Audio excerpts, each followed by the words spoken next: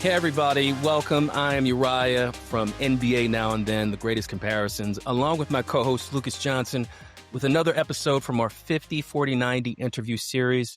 Our special guest today is Aaron Bracy, who has covered sports in Philadelphia for nearly 30 years, including the 76ers, as a freelancer for the Associated Press. His website, big5hoops.com, is a leading source of coverage for the Philadelphia Big Five. Bracy is the author of A Soaring Season, the incredible, inspiring story of the 2003-2004 St. Joe's Hawks. He is currently working on his second book on Allen Iverson and the 2001 76ers, which is scheduled to be published in April 2027. Oh, it's great to be here. Thanks, Uriah. Thanks, Lucas. I'm so excited to talk to you. Love what you guys do and can't wait to chop it up. Yeah, absolutely. Thank you for coming on. I've been covering Philly sports since 2016, so I get the beat. I get all that. Happy to have you on, absolutely. So I have some socials for you guys to follow Aaron right off the bat. So on X or IG, you can follow Aaron at Aaron_Bracy. That's BRACY. On Blue Sky, Aaron Bracy, which is one word. He's on TikTok, Facebook, and YouTube at Bracy Sports Media, and he has a podcast that you guys need to check out, Bracy Sports Media. Before we started recording, Aaron and I, we were discussing some things related to our connections. Back in 2003, 2004, I distinctly remember this special run by St. Joe's with two very special players, both made it to the NBA, obviously Delante West and Jameer Nelson. My first question to you, Aaron, is what inspired you to turn that season for St. Joe's into a full-length book rather than a feature article? Yeah, it's kind of a long question, a long answer. I'll try and keep it short. I had started big5hoops.com around that time and was looking to do, as you said, a feature story honoring the 20th anniversary of that great team. Obviously, it was such an incredible run, number one in the country, undefeated. And I was there. I remember it happening. I've always wanted to write a book, guys. And to be a good writer, as I was up and coming as a sports writer, I thought I needed to read good books. And as I was reading these books, I was like, man, one day I'd love to write a book. But life happens, jobs, family. And so I never got the opportunity to do it.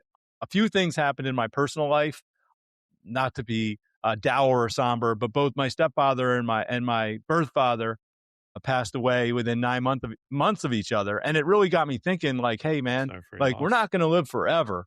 What do you want to do before your time is up? And I'm like, I've always wanted to write a book. And so I had thought about doing a feature story on that team. And then I was like, wait a minute, this is one thing really kind of on my bucket list. I'm like, I've never written a book, but I've written a lot of stories. And I was like, let me just do a few interviews and see how it comes along. And after doing my first interview, I said, this is a book. I know it's a book. I don't know how I'm going to do it, but I'm going to do it. And I didn't have a publisher. I didn't have anything. I put it in my head that I was going to do it. And I just set out on doing it. And, the process was fairly quick. It took me about 9 months or so, but I was able to bang out the book in 100,000 words, but just an incredibly rewarding process. Absolutely. And, you said that first interview was really the starting point. Was it that interview, a different interview, or a story that came up while you were researching this season that really kind of stuck out to you there? Anything about Delante West really stuck out to me. And it was among the most emotional parts for me as a writer researching the book. And I think some people reading the book as well. As you guys know, Delante's stories gone on to some really tough times. And, mental health is such an important thing. A lot of things out of his control. I mean, I know people on social media sometimes have taken what I would consider some cheap shots. And I just pray for Delante and his family and his health. Just to backtrack, just learning about kind of what made Delante tick and what made him so good. Like some of the stories that I heard from his high school coach and from people at St. Joe's, like he had been bounced around a lot in his childhood in Washington, D.C. And then finally, when he got to Eleanor Roosevelt High School, his second game, they were a very good team. He was a sophomore, and his high school coach told me he apologized for the way he played in the game. The high school coach told me, like, wow, this kid's pretty good. Like, he had a good game and he's apologizing. But the thing that really stuck out about Delante is when he got to St. Joe's, like, he wanted to get better so much. And he did this throughout high school as well. But guys, he would literally sleep in the gym. He would put Mm, up jumpers all night. The security guards would basically like, yo, you got to get out of here. He would go to sleep in the locker room, and mm, he would get up, I don't know, 6 o'clock in the morning and put up more jumpers. Like, he was that dedicated. After his freshman season at St. Joe's, he shot 17% from 3-point range as a freshman. And he mm, knew he needed to make some changes. Went to Matt Brady, the shooting coach at St. Joe's, assistant coach, great coach, basketball coach, and helped him change his shot. And then from then, it was just Delante's determination and just hearing stories about Delante and his offers out of high school were Manhattan, Siena, and St. Joe's. mm, And he went on, as you guys know, to be a first round pick. And much of Mm. it was just through sheer will and determination. And all those stories really resonated with me. And I hope I mm. was able to convey that in the book. Yeah, before you go, Uriah, I just want to note this. I think Delante would have benefited playing in this era of basketball, not only from the on the court stuff, because I think he would be more ball dominant, more of a creator than what he was expected to back in that time. But I also think the NBA addresses mental health so much better in today's game, with pioneers like Kevin Love pushing it, that I think it would have helped him in the long term as well. Yeah, no doubt. And St. Joe's had an academic advisor who, if you know Billy Lang, he's now with the Knicks, the Hmm. personnel with the Knicks. He was with the 76ers and the St. Joe's head coach recently. His wife was the academic advisor then. And she kind of acted like his pseudo counselor in a way and really helped him and get the best out of him. And to your point, Lucas, I agree 100%. Like, had he had the resources that are available to players today, and honestly, like, like mental health, I don't think was really at the forefront in a Hmm. way today that it then in a way that it is today. And I think, to your point, I think that really would have benefited him. And it's really sad. And I do hope and pray that Delante can find some peace and get better because he's meant so much to so many. Absolutely. Sweet lefty jump shot. I used to love watching him play. So, collecting details about a story as big as the St. Joe story during that time period is essential, right? So, please tell us, what was your method for reconstructing those key moments? Did you rely on archival footage, personal interviews, any contemporary reporting? Yeah, really all three. And the biggest thing for me is just to dig into the details. Like, I started by just researching every game and reading every story about that team, those games that I could find in archival newspaper articles, mostly at anything that I could find. I watched anything I could watch on YouTube or any sources, games. There was a cool postseason DVD that they put out that Mm, provided a lot of Okay. really cool footage that I could watch. And then it would just came down to talking to people. I interviewed 80 people for the book. I did more than 100 interviews with 80 mm, people. And it was really just a matter of a lot of research, talking to people. I'm very curious by nature, so I like to like learn new things. And so the more that I researched, the more I wanted to know. And I wanted to find out like all these like little nuggets. And I didn't want to just talk to the players and the coaches, who obviously I talked to all of them except Delante, unfortunately. But I also talked to everyone surrounding team, the support staff. I talked to fans who traveled to every game. I talked to opponents, opposing coaches, opposing players. And it really gave me, I thought, a really clearer picture of the story. And hopefully I was able to tell it in a way where, like, all those pieces, as you mentioned, the archival articles, the stuff that I watched, and the people that I talked to, I hope was able to shed some light on the story in a way that maybe some people didn't know. And I will say this: Phil Martelli, who was the coach of that team, had no idea about, for instance, Jameer Nelson's recruiting story. I told the story in the book that his decision came down between St. Joe's, UMass, and Temple. And mm, Phil Mm. knew about Temple, but he had no idea about UMass. There was no social media then, so it wasn't like 247 Sports was putting stuff out. mhm. He's like, I'm glad I didn't know that because I slept a little better at night thinking I was just competing against one school. So that was kind of fun. Like, when people on the team learn stuff that they didn't know about. Yeah, that's a great point. And I guess my follow-up question to you is this: did your understanding or perception of that season change based off of your research on the team's dynamics or the challenges that they faced? I think one of the things that really changed about that, doing the research, was that I really learned that obviously Jameer and Delante were the two that really drove that ship and really were largely responsible for the success of that team. But it was every person that was involved with the team that had a hand in it, including someone like Robert Hartshorn, who no one has ever heard of Robert Hartshorn unless they're hardcore St. Joe's fans. Robert Hartshorn was a former cheerleader, and he walked on to the team, and his job was to get the best out of everyone in practice. And there's some hilarious stories in the book about how he did that. He was a very intense guy, and he really embraced his role. And he would get so hyped up about practice, and he would get under guys' skins in a way that really made practices as intense, if not more intense at times in the game than the games. And it really prepared them. One funny story real quick from the book is Tyrone Barley, who was a great point guard on that team. He was kind of Jameer's backup, but also was a lockdown defender. They put Tyrone on the best player on the out, including Chris Paul in the Sweet 16. And during practice, Tyrone Barley was getting so annoyed by the way Robert Hartshorn was defending him that he picked Robert Hartshorn up full court, like as soon as the ball was inbounded, and basically would not let Robert Hartshorn advance the ball past the timeline, past half court. And then it got so intense that I think he chased him around the gym or something. And Tyrone Barley told me, he's like, Phil Martelli stopped practice, and he looked over at Robert Hartshorn and gave him a little wink, like, hey, man, that's what we're looking for. That's what we want. So it's a little funny story. You always need that one guy that agitates the rest of the guys, not just against on the opposing team. Yeah, but your own team sometimes. Yeah, so that was kind of what I learned. And it was a lot of stuff like that, but everyone kind of had a hand in it. So you have a lot of stories, obviously, to share in your book. But my question has to do with a chapter or a story or maybe even an interview that didn't make the final cut. What would it be? Yeah, that's an easy one, Uriah. And my hope is that this would be the interview that's going to launch the book into paperback, and that's Delante West. And I communicated through Delante's family, and he, through his family, was willing to talk to me, and the interview just never happened, and it still hasn't.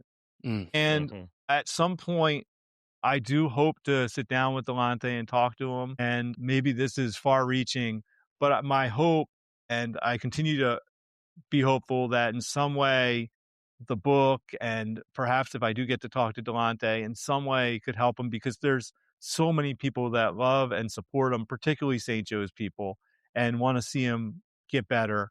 And so that interview never happened. And I do still have hold out hope that I can talk to Delante, and I would love for it to be a happy ending chapter that I could add to the current book and make it into paperback. So guaranteed that this clip will spread that worldwide, and hopefully we can get his attention or his family's attention. Yeah. And speaking of your current book, tell us about this book that you're writing, focusing on the 2000-2001 Sixers magical season. Why write about that team now? Yeah, as I was writing this book, I made a list of some other ideas that I have because I was having so much fun doing it. I was like, man, I want to do this again. And so after I finished this book, I took a little break and I started delving into some of the ideas I had. I actually started and stopped on two other ideas. But then now I'm curious. What are the, can you I'm going to have to, for now, because I don't want anyone to take my ideas, Lucas. I would love to tell you, but just in case someone is going to also has a similar idea, I have to keep that under breast for right now. Iverson and 2001 was one of my ideas because similar to that St. Joe's team, like you guys were probably very young then. But that team captured, or might not even been born. That team captured the hearts of Philadelphia in a way I don't remember any other team, including the Eagles and the two Super Bowl teams, including the Phillies World Series team. The only other team in my lifetime that I remember similarly capturing Philadelphia was the 1993 Phillies. They didn't win it all either. But that team, they just embodied what Philadelphia was about, the Phillies, and so did that 76ers team. And I just thought, like, it would be really cool. Like, I'm kind of just thinking personally, it would be cool to go back.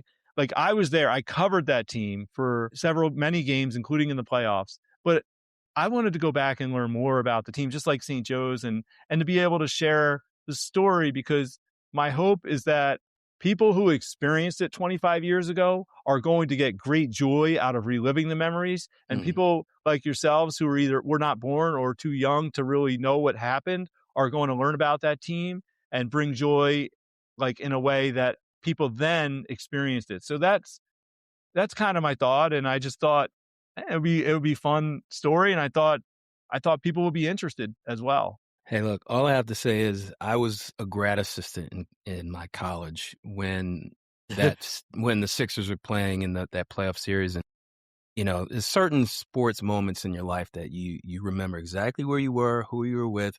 And that game 1 of the 0-1 finals against the Lakers, it was, to me, and I've been watching the Sixers since '83 when Doc won his first championship. That single game is the most memorable game I think I will ever watch as a Sixers fan. And as you know as well as anyone, because you were there, Iverson showed how special he was. So my question to you is about this book that you're writing about the 2001 76ers. How is it going? What makes the writing and research process different from your first book about St. Joe's? Tell us about that.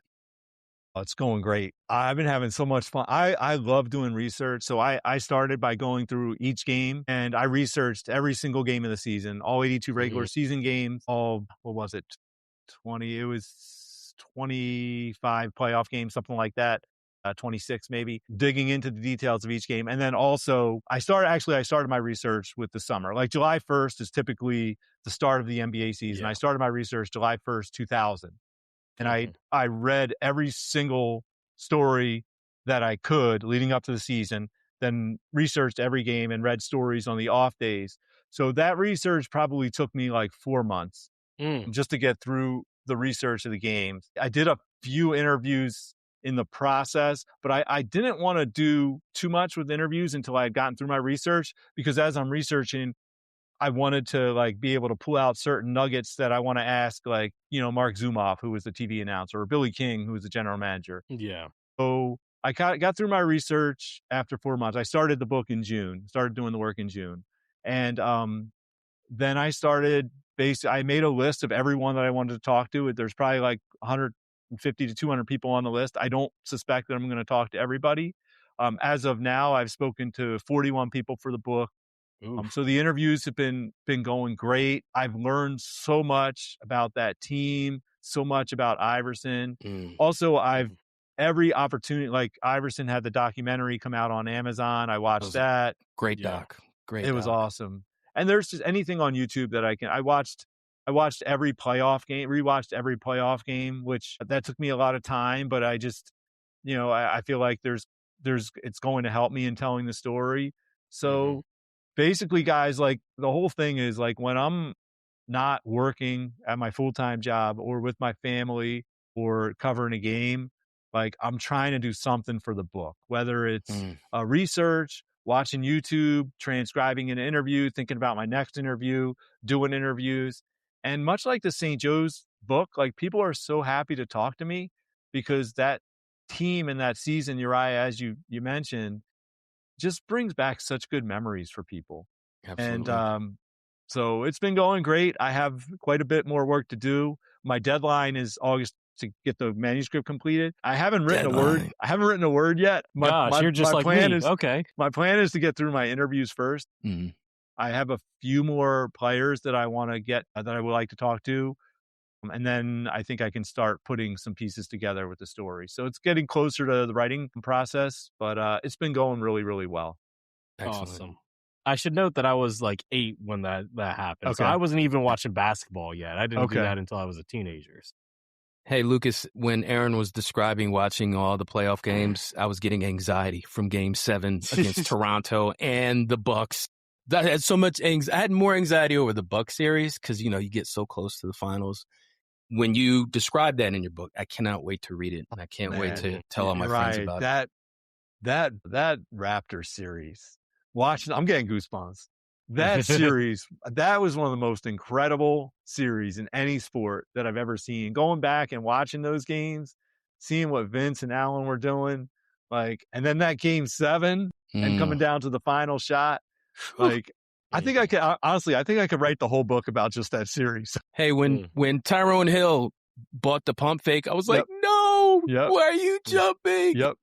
Well, I have a question for you, Aaron. Do you see any similarities between that 2001 team and the current Sixers? Wow. The game has changed so much, as you guys know. Yeah. You know, that 76ers team in 2001 was built on defense. Like, they had Allen, who would put up 40 shots a game. He would get his 30 points. But the games were scored, like, a lot of games weren't to 100. In fact, their first 10 games, when they started 10-0, like, they were holding teams under 90, under 80 a couple times. So that team was built on defense in a way that the rules of the game just don't allow today. Like, that team would not be successful today. It just, the way the game is played. So the one thing I will say is, like, for me, like, Maxey is not on the level of Iverson.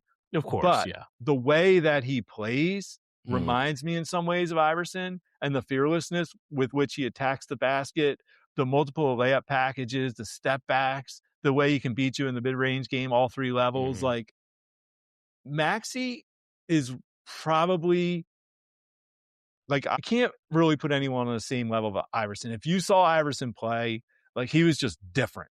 But Maxey, to me, is in some ways, like, as close as kind of I've seen to someone. So Maxey kind of is a comparison, but I don't know what other comparisons that I could even make, just because the nature of that team was just constructed in such a different way. Do you think the vibe is the same, though? Or, like, do you think that this team has a shot to make a similar run? I like what I'm seeing. Especially when healthy. One thing that I really like is, for instance, like, I love how Paul George has just kind of, like, he's like, hey man, I'm willing to do what it takes. Like, I'll defend. I'm happy. This is Tyrese and Joel's show. Yeah. And, you know, I love the chemistry that this team has. So Lucas, to your point, like, in a sense, like, that 2001 team, like, they had a chemistry that was kind of unmatched, but this team is really developing a chemistry that, in some ways, I think that was what made that 01 team somewhat successful, plus Iverson, obviously. But I think this team is developing a chemistry, and when healthy, and obviously that's a big question mark, but I think you have to be optimistic based on the fact that, now I know we're recording this on a day where neither Joel nor Paul George were in the lineup. Yeah. But they've been in the lineup more than not, especially of late. So, and like VJ Edgecombe has been fantastic, and they have a lot of good role players. Like, that Sixers team was built on role players. Tyrone Hill, we mentioned, George Lynch, Aaron McKee, Eric Snow. You could go down Theo Ratliff before he got hurt and got traded. But this team has good role players, you know, Quentin Grimes, Dominic Barlow, even someone like Andre Drummond comes off the bench when Joel's hurt. Like, I like what they have, and I think it's really, quite honestly, just a matter, not just a matter, but the health is a huge thing, and then just getting hot when they need to get hot. But the health is huge. All right, Aaron, I have a question for you. Are you ready to enter the NBA draft time machine? Oh, man, I can't wait. And now, get ready for the NBA Now and Then Draft Time Machine. We're here with Aaron Bracy, and he is entering the NBA Draft Time Machine. Here's how it works, Aaron. You get 2 NBA stars from different eras. They're in the same draft class. For fun, if you were guaranteed that both players could have a decade-long career of equally good health, who would you pick? Each comparison we give you is an episode from our podcast, so just to let everybody know. So to start season 2, we compared Anthony Edwards to Dwayne Wade. You got to go with Dwayne Wade. No slight to Anthony Edwards, but one of the greatest ever. Dwayne Wade could do so much. And we're talking about Iverson. He wore number 3 because of Iverson, so I got to go with Dwayne Wade, partly because of Iverson. So now we got through the shooting guards. We're going to get to 2 point guards. Kyrie Irving or Isaiah Thomas, the OG? Wow. That's impossible. Well, I'm going to go with Isaiah. He's got enough slights over the years. He wanted to be on the dream team. He's a little bit more my era. Kyrie is obviously one of the GOATs, but I'm going to go old school Isaiah. I love what he did with the Bad Boys. I love the tenacity with which he played. I wish some of that beef with Jordan could kind of be like calm, because, you know, I think it's time, you know, it's time for that. I'm going to give Isaiah his flowers here. Okay. Fair enough. This next comparison, we're sticking with point guards. Player who's still hanging on. I don't think he's with a team, but he's still technically in the league. He's going to retire at the end of the season, presumably.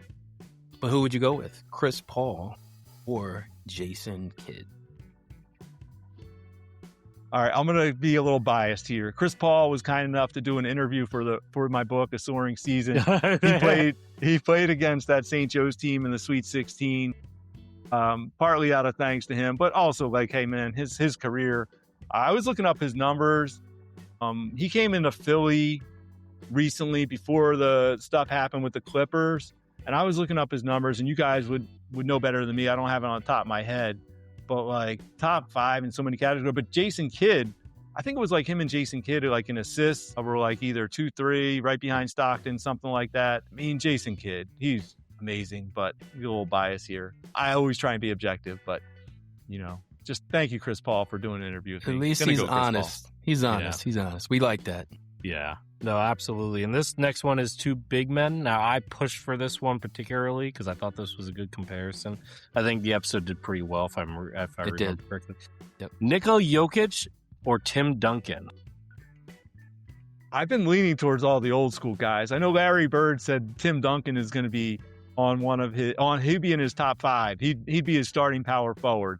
Right. I think Bird had Magic himself, Tim Duncan. I can't remember the rest, but Iverson loves Doncic. So I'm gonna go Doncic just because I've been all the Doncic old school. or Jokic? Oh, you said Nikola Jokic. Yeah, Nikola Jokic or Tim Duncan. Yeah. Oh, Jokic, yeah. Iverson. I'm gonna go Jokic because he's given Embiid enough trouble over the years. So anyone who can give Embiid trouble is worthy of my vote, because not many people can do that, especially healthy Embiid. And so I'm gonna go new school on that one. Yeah, Jokic is a special player. Speaking of special players, we have from season 3 we compared Chet Holmgren to Ralph Sampson. Which center would you go with? I just watched.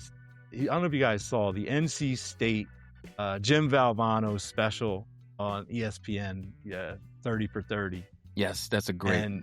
It was awesome. I love Valvano. I watched the speech live. It was great. And Ralph Sampson was so dominant, and he was like Chet Holmgren is good, but I don't know that Chet Holmgren dominated his era in the same way that Ralph Sampson did. Again, like I hate to go with all the older guys, but I'm gonna have to just it's say okay. Ralph Sampson. It's your pick. It's what you want. We're not judging. I'm gonna go Ralph. Okay, that's fair.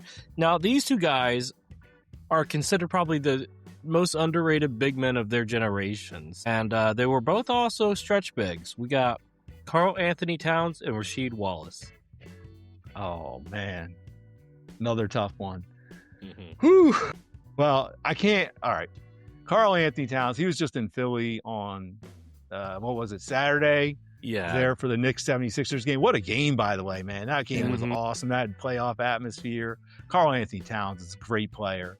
Rasheed Wallace, man, he's from Philly. We're from Philly. Yeah. Simon Gratz, like we can't. Simon Gratz versus Franklin Learning Center in the Philadelphia Public League Finals back in the day.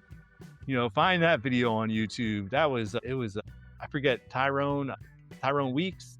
He ended up, I think, at UMass. He played for Franklin Learning Center. Aaron McKee and Rasheed Wallace for Gratz. Yeah. We can't go against our Philly guys. Went to North Carolina. Too many technicals, but yeah, I'm gonna go with Rasheed, man. A few texts, just a few texts.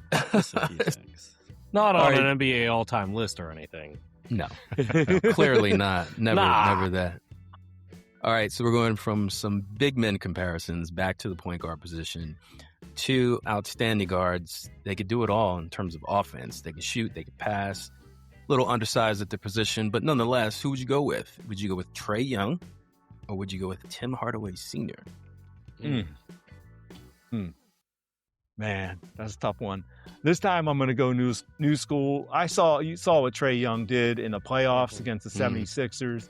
That 76ers team, that was the team I thought could make a run with Ben playing at a high level, Joel at top health, and Trae Young just came in and ripped their hearts out almost single-handedly. Like, I don't even remember what anyone else did in that series. I know he's kind of not been at the top of his game of late, injuries and whatnot. But yeah, Trae Young's my pick there. That's fair.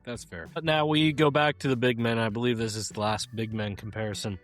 Victor Wembanyama or Wilt the Stilt Chamberlain. Okay, so I've never seen Wilt play, but this answer comes, the late great Phil Jasner, who wrote for the Philadelphia Daily News, covered basketball like I don't think anyone else. His son, Andy, I sat next to and covered many games. And he told me this. This is his words. And Andy, rest in peace. Both him and his dad no longer with us. The answer is always Wilt. So I'm going to say Wilt.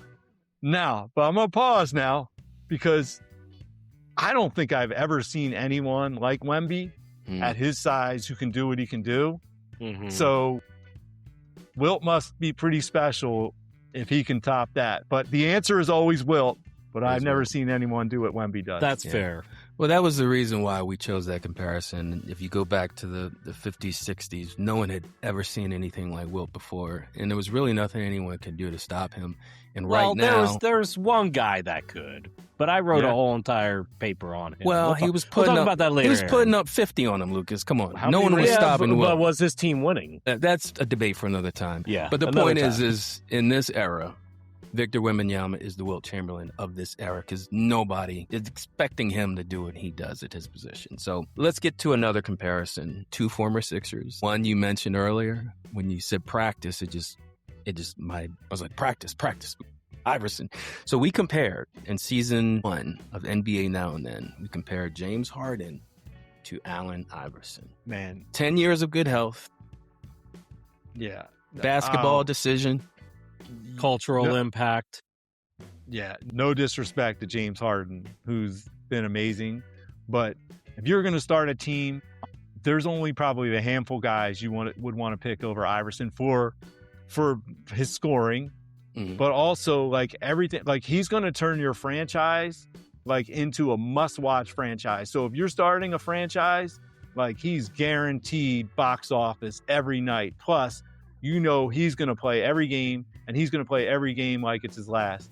And you guys have heard what he talks about, load management. Like, management, he's like, so he's going to play every single game. He's going to play hard every game. And the one thing that Iverson doesn't get credit for, and fairly or not, this has been a knock on Harden, is like how he works well with teammates and such. And I think that's been a bit overblown. But one thing about Iverson that I don't think is talked about enough, one thing I've learned through the book process is, and Billy King told me this, like he said, you put him with any teammate and put anyone next to him, and he has no problem playing with anybody. So, I got to go with Iverson. That's fair, yeah. Okay, two oversized point guards here. SGA or Penny Hardaway? Man, I'm stumped on this one. You got a current MVP. Penny's a little bit more like my era came up, like admiring him and Shaq. The commercials. I think Penny might have had a little bit more of a cultural impact. Definitely. I can't go. I got to go Penny. I was going to say draw. I can't go draw. I got to go Penny, but man, that's not real confident now. Penny was a little more, he was shiftier, right? He was so smooth, man. SGA smooth, but Penny was something special. Yeah. And it's hard to compare because, who knows what type of numbers Penny would have put up in today's era or vice versa. Uriah, do you mind if I do the Maxey one, or do you want to go for it? You can do it. Go ahead. Okay, so we did Tyrese Maxey. You were lauding him earlier. We did not compare him to AI. We did not think of that at the time. But to be fair, first season, Tyrese Maxey wasn't who he is now. Right. When we did this. We did Tyrese Maxey and John Wall. Both two of the fastest, guards that you've seen. Kentucky. Yeah, and I covered a lot of games with John Wall. As soon as you said John Wall, I just distinctly remember games in Philly where he just torched the 76ers. And that franchise they've really not had a lot of real highlights over the years. And when he was there, I can't go against Maxey, but I'll have to say, John Wall, man, he was, and in a way, like Iverson, kids loved him too. Really, he was it's too bad, his career wasn't a little bit longer. He didn't have a little bit more success. I'm going to go with Maxey, but I'm giving Wall his flowers. Yeah, that's fair. Okay. Well, you made it out of the NBA draft time machine. We've learned about both of your books. One is in stores right now. The other is on the way. Don't forget that deadline in August. Of course he won't. Coming. But for anyone listening, please check out Aaron Bracy's website, big5hoops.com. Also, if you're interested in that special season that the St. Joe's Hawks just opened many eyes across the country, it's called A Soaring Season, the incredible, inspiring story of the 2003-2004 St. Joe's Hawks. Is there a title for the Iverson Sixers book yet? There is. If you know Tom McGinnis, he's the radio announcer for the 76ers. Love famously would say, "Are you kidding me?" And including the step over of Tyronn Lue. So, and I told Tom, and I actually asked his permission. Okay. I said, Tom, there's only one title for this book. And as soon as I said that, he said, "Are you kidding me?" And I said, "Yeah." He knew it right away, huh? He did. That's funny. And I said, I would like to have your permission to use it as the title. So the title is "Are You Kidding Me?" And then kind of playing off the St. Joe's book, "Are You Kidding Me? The incredible, inspiring story of Allen Iverson and the 2001 Philadelphia 76ers." I like that. Are you kidding me? Oh, man, that's so exciting. That's good. Hey, look, Aaron, thanks for stopping by. To all our fans listening, watching on YouTube, give him a follow. He does a great job covering the NBA and the Sixers, obviously. So, again, thanks again, Aaron, and we'll catch everybody next time on NBA Now and Then. On behalf of Lucas and myself, we'll catch you next time. Deuces, guys.